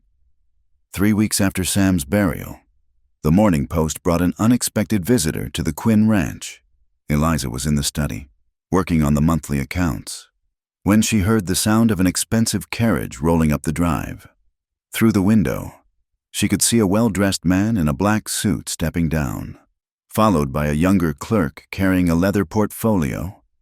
Lucas appeared from the barn, wiping his hands on a rag, his expression wary. Strangers in expensive carriages rarely brought good news to the frontier. "Can I help you, gentlemen?" Lucas called out. "I'm looking for Miss Eliza May Hawthorne," the older man replied, consulting a paper in his hand. "I'm Josiah Whitmore, attorney at law from Denver. I have urgent business regarding her inheritance." Eliza's heart skipped. Inheritance. She met Lucas at the door, his presence steadying her as always. "I'm Eliza Hawthorne," she said, "soon to be Quinn. This is my fiancé, Lucas Quinn." Mr. Whitmore's eyebrows rose slightly at this announcement, but he recovered quickly. "Miss Hawthorne, might we speak inside? The matter is somewhat delicate." They gathered in the parlor, Mrs. Holloway providing coffee in her own curious presence. Mr. Whitmore arranged his papers methodically before beginning. "Miss Hawthorne, were you aware that your maternal grandfather, Silas Montgomery, was still living until recently?" Eliza shook her head, stunned. "Mother said he died before I was born.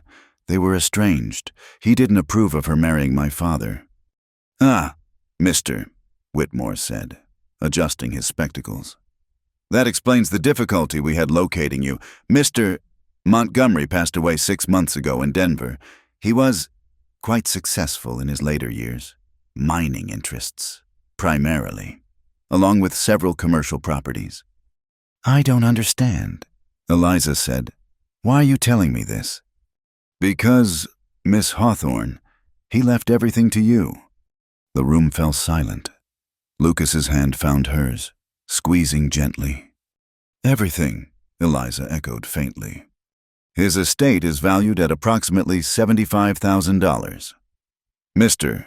Whitmore continued, seeming oblivious to the shock he'd delivered. "That includes his house in Denver, a controlling interest in the Montgomery Mining Company, 3 commercial buildings, and various investments. There's also a personal letter he left for you." He produced a sealed envelope, which Eliza took with trembling hands. Her name was written across it in shaky but elegant script.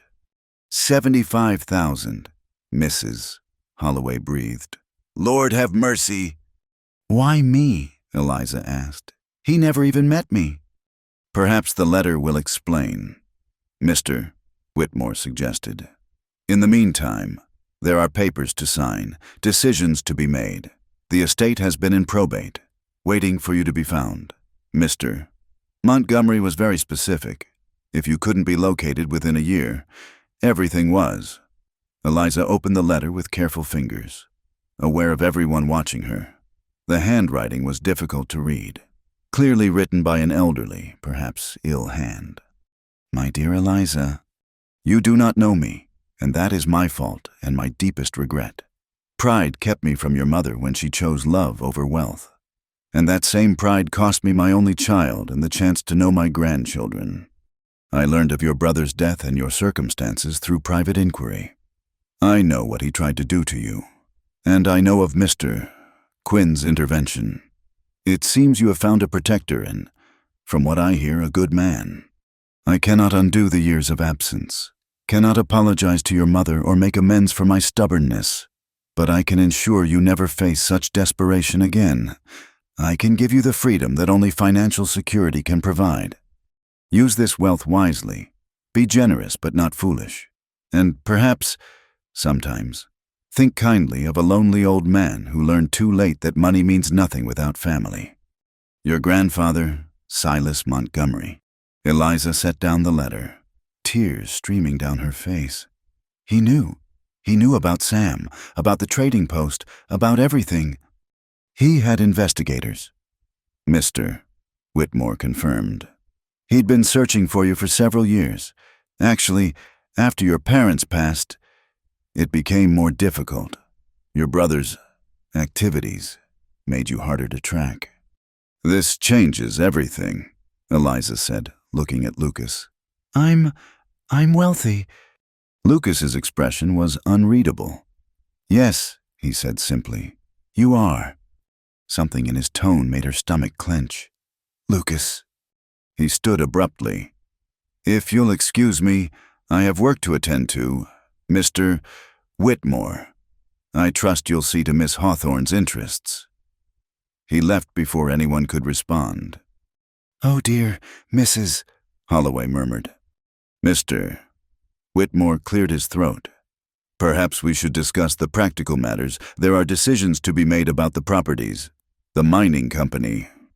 But Eliza was barely listening, her eyes on the door Lucas had walked through.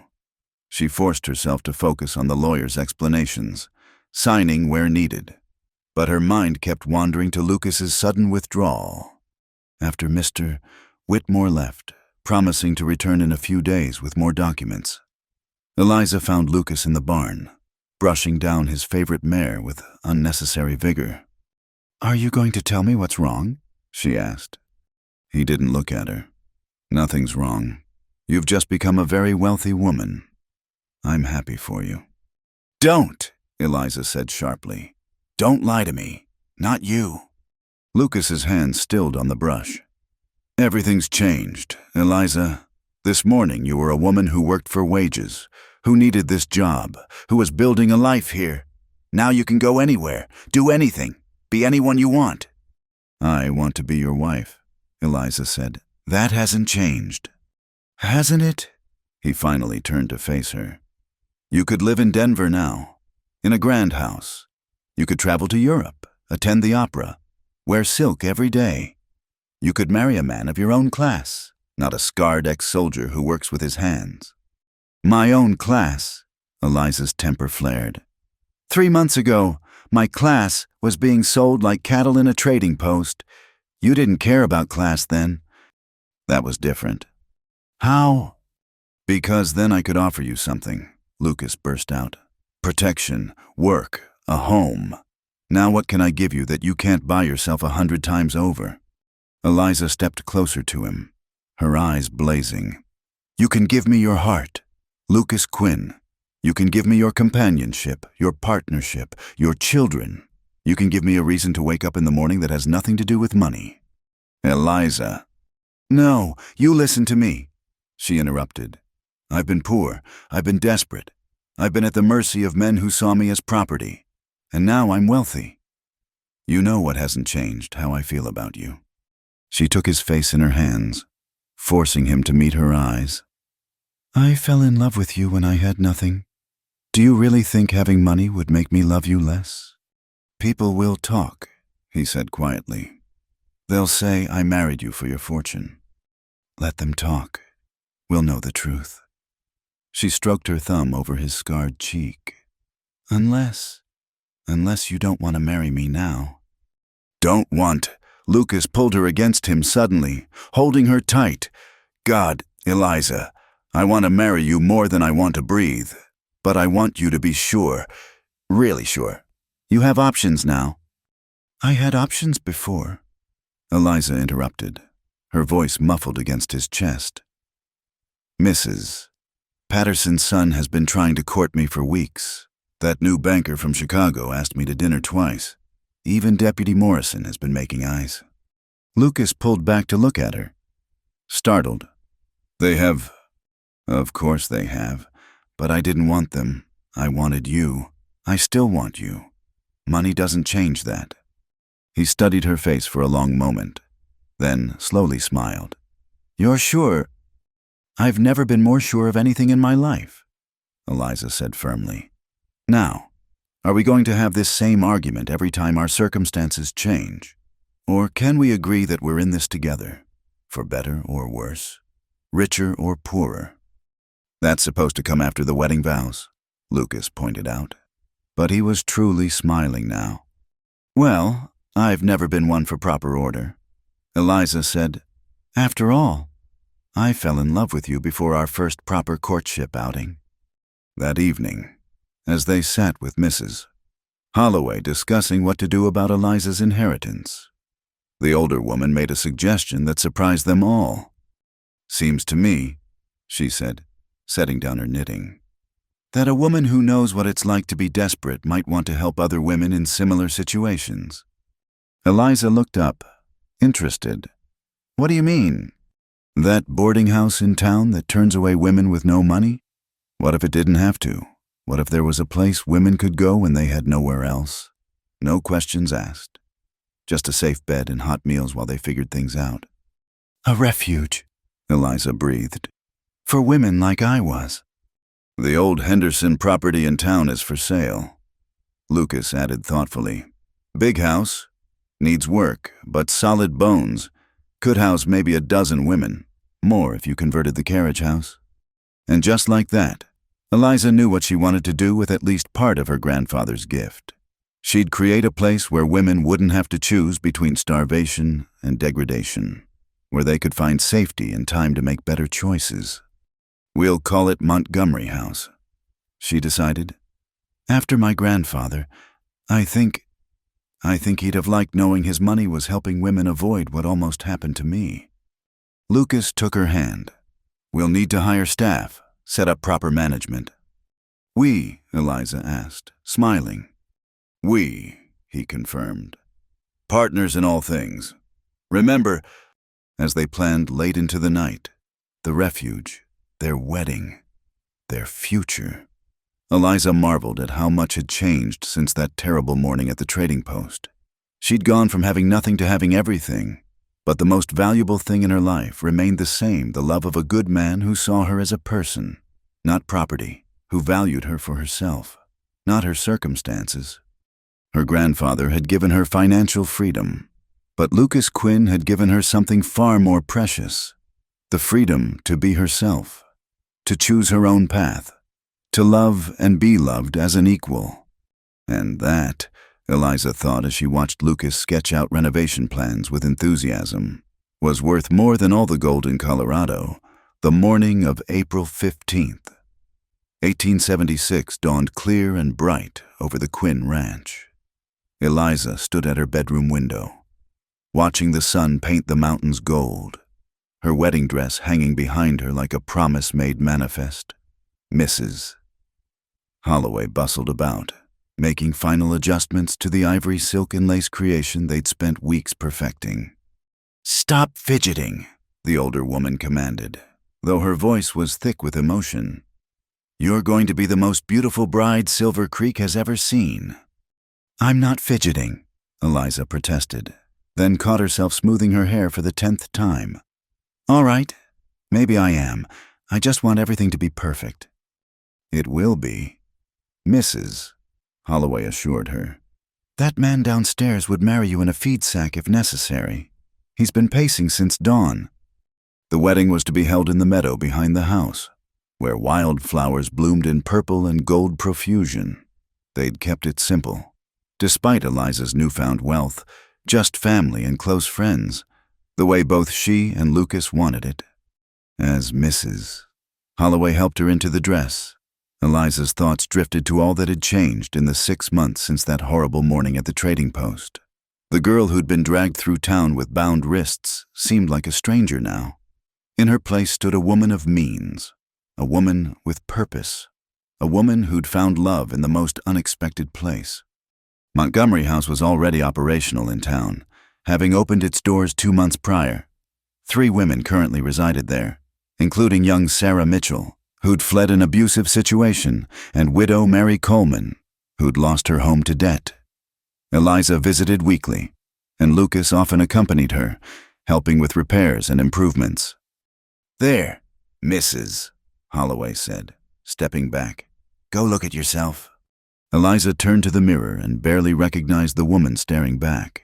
The dress was elegant but not ostentatious, with delicate pearl buttons down the back and Belgian lace at the throat and cuffs. Her hair was pinned up with small white flowers woven through it, and her mother's gold locket rested at her throat. Lucas had surprised her by having it repaired after finding it among Sam's few possessions. A knock at the door interrupted her thoughts. "Ladies, it's time." Reverend Matthews waited downstairs.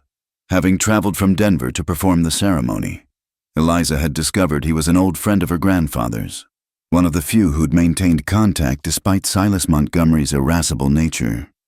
"Your grandfather would be so proud," the Reverend said, offering his arm. "He spoke of you often in his final months, regretted deeply the years lost to pride." They walked together to the meadow, where the small gathering of guests stood waiting. Eliza saw the ranch hands in their Sunday best, several families from neighboring spreads, and a few carefully chosen folks from town. Deputy Morrison was there, having become a friend after he'd apologized for his part in that awful auction.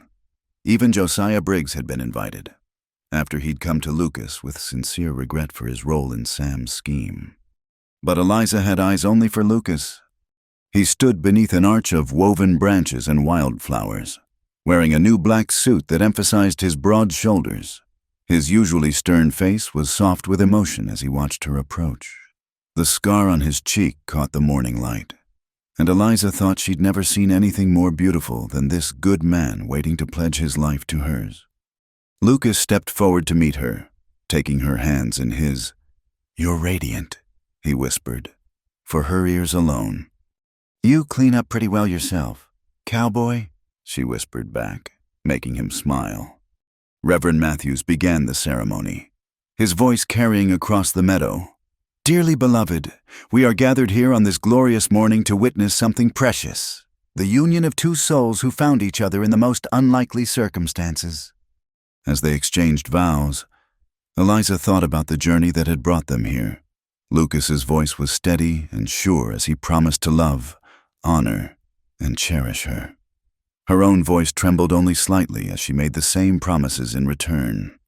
"The rings?" Reverend Matthews asked. Young Tom Bradley stepped forward, proudly carrying the simple gold bands they'd chosen. No fancy stones or elaborate engravings, just solid gold circles representing unbroken promises. "Lucas," Eliza said as she slipped the ring onto his finger.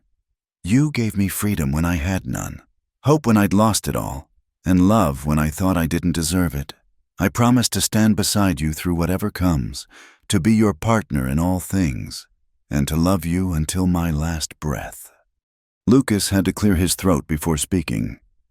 "Eliza, you brought light back into my life when I'd grown comfortable in darkness. You showed me that the past doesn't have to define the future. I promise to protect you, not because you need protection, but because that's what partners do. I promise to support your dreams, to share your burdens, and to love you more with each passing day." "By the power vested in me," Reverend Matthews said, beaming, "I now pronounce you husband and wife. Lucas, you may kiss your bride." The kiss was tender and full of promise, earning cheers from the assembled guests, as they turned to face their friends as Mr. and Mrs. Quinn. Eliza felt complete in a way she never had before. The reception was held in the barn, which had been transformed with lanterns and flowers. Mrs. Holloway had outdone herself with the feast roasted beef, fresh bread, vegetables from the garden, and a towering white cake that had taken 2 days to create. As the afternoon wore on, filled with laughter and dancing, Eliza found a quiet moment with her new husband. They stood outside the barn, watching their guests celebrate. "No regrets?" Lucas asked, pulling her close. "Not a one," Eliza assured him. "You. Only that I didn't find you sooner," he said, pressing a kiss to her forehead. "You found me exactly when you were supposed to," Eliza countered. "When I needed saving, and when you needed saving too." Deputy Morrison approached them then, looking somewhat sheepish. "Mrs. Quinn, Mr. Quinn, I wanted to thank you again for the invitation, and to tell you that Montgomery House is already making a difference. Had a woman come through last week, running from a bad situation back east. She's safe now, thanks to your generosity." "It's not generosity," Eliza said firmly. "It's necessity. No woman should face what I almost faced." As the sun began to set, casting long shadows across the ranch, Lucas stood to make a toast. The barn fell quiet as he raised his glass. "6 months ago," he began, "I walked into Briggs's trading post expecting to buy supplies. Instead, I found something far more valuable.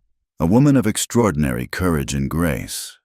Eliza, you've made me a better man simply by being yourself. You've shown me that love isn't about possession or control, but about partnership and mutual respect." He turned to address their guests. "I know some of you were there that day. You saw what Sam Hawthorne tried to do, but I want you to know that Eliza forgave him before he died, showing a strength of character I can only aspire to. She's taken her grandfather's gift and turned it into hope for other women. She's transformed this ranch from a lonely place into a true home." His voice grew thick with emotion. "They say I saved her that day, but the truth is, she saved me. From loneliness, from bitterness, from a life half-lived. So I ask you all to raise your glasses to my wife, Eliza Quinn, proof that from the darkest moments can come the brightest light." The toast was drunk with enthusiasm, and Eliza had to wipe away tears. When the dancing resumed, she found herself in Lucas's arms, swaying to the fiddle music under the stars that were just beginning to appear. "I love you," she said simply. "And I love you," he replied, "forever and always." Later, as their guests began to depart and Mrs. Holloway supervised the cleanup, Lucas and Eliza stole away to their favorite spot, a small rise overlooking the valley. They sat together on a blanket, still in their wedding clothes, watching the stars emerge. "What are you thinking?" Lucas asked. "About how different my life is from what I imagined." Eliza said, 6 months ago, I thought my life was over. Sam was going to sell me to the highest bidder, and I'd disappear into a life of servitude or worse. Now I'm married to the best man I know, helping other women avoid that fate, and building a future I never dared dream of." "God works in mysterious ways," Lucas agreed. "I spent years feeling guilty about surviving the war when so many didn't, about failing to save Catherine. Then you came along and showed me that surviving meant I could help others, that my failures didn't define me." Eliza leaned into him, feeling his solid warmth. "We're quite a pair, aren't we, the souled sister and the scarred soldier?" "The brave woman and the fortunate man," Lucas corrected. "And now, husband and wife." As they sat there under the vast western sky, Eliza thought about all that had brought them to this moment, the pain, the loss, the unexpected salvation. Sam's betrayal had nearly destroyed her, but it had also led her to Lucas. Her grandfather's absence had hurt, but his final gift had given her the means to help others. "Lucas," she said suddenly, "I want to expand Montgomery House, open more locations, maybe one in Denver, another in Cheyenne. There are so many women who need help." "Then we'll do it," he said without hesitation. "Together." "Together," she agreed, sealing the promise with a kiss as they finally made their way back to the house, their home. Eliza felt a profound sense of rightness.